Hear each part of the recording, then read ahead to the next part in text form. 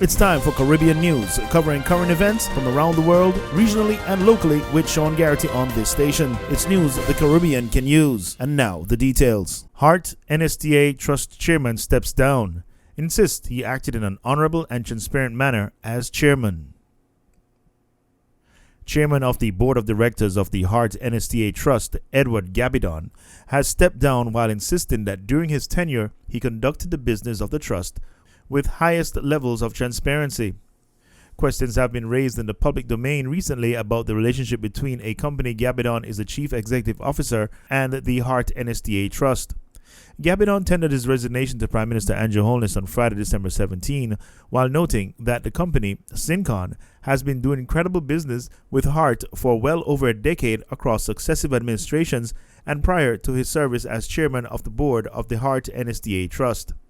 In his resignation letter to the Prime Minister, Gabbidon said during a recent debate in Parliament, a report submitted to the PAC was referenced and quoted a statement attributed to an attorney at Hart NSTA Trust. The attorney was reportedly quoted as saying, "To date, I have not been furnished with a copy of a declaration of interest, nor have I had sight of same.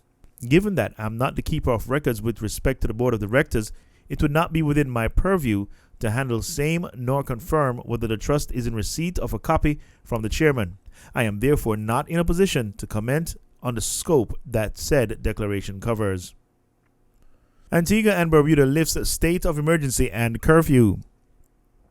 The Antigua and Barbuda Parliament has approved the lifting of the state of emergency, or the SOE, and curfew that had been put in place since March of last year. But Prime Minister Gaston Brown told legislators that while the SOE and the curfew will be lifted on December 24th, the measures could be reversed if the need arises.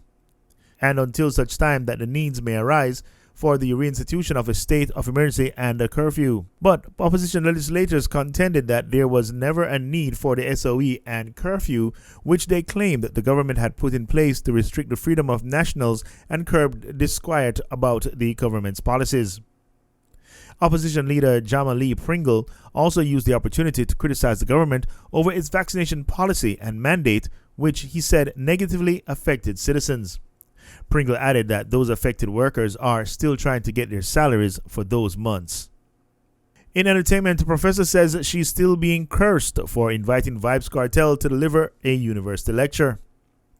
Culture and Development Specialist Professor Carolyn Cooper says up to this day, 10 years after she invited Vibes Kartel to deliver his Pretty Like a Coloring Book, My Life and My Art lecture to students at the University of the West Indies UWI campus, she is still being vilified by many Jamaicans for her decision.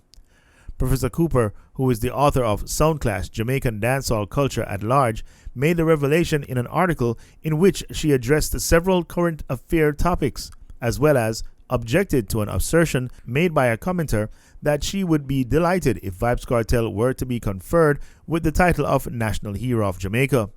Professor Cooper had earned the wrath of many Jamaicans in 2011 after she invited Kartel, whose given name is Adidja Palmer, to deliver a lecture at the UWI after students who were enrolled in reggae poetry made the request.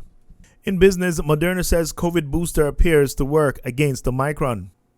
Moderna said on Monday that a booster dose of its COVID-19 vaccine appeared to be protective against the fast-spreading Omicron variant in laboratory testing, and that the current version of the shot would continue to be its first line of defense against Omicron. Fred Katema reports for Reuters. As countries tightened restrictions and markets globally sold off over the fast spread of Omicron, some welcome news on the effectiveness of booster shots. Moderna said Monday lab tests showed its COVID-19 booster shot appeared to be protective against the Omicron variant. Moderna's chief medical officer said it's so effective that it'll, in his words, protect people through the coming holiday period. The company said a 50 microgram booster dose increased neutralizing antibodies 37-fold against the Omicron variant. The data has not yet been peer-reviewed, but investors cheered the news, sending Moderna shares sharply higher in early trading Monday.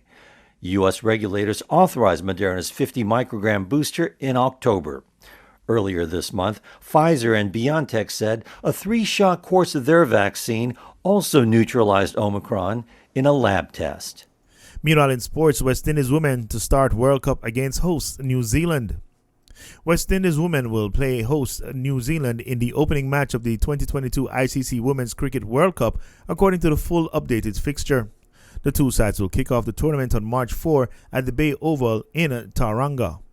The first set of games will also see two massive rivalries take place at the centre stage, with Australia taking on England at Seddon Park in Hamilton on March 5 and India facing Pakistan in Tauranga the following day. A total of 31 games will be played across 31 days, with the 8 teams clashing to get their hands on the coveted World Cup trophy. And that was the news, entertainment, and sports with Sean Garrity. Be sure to stay tuned to this station for more news from around the world, locally, and the Caribbean.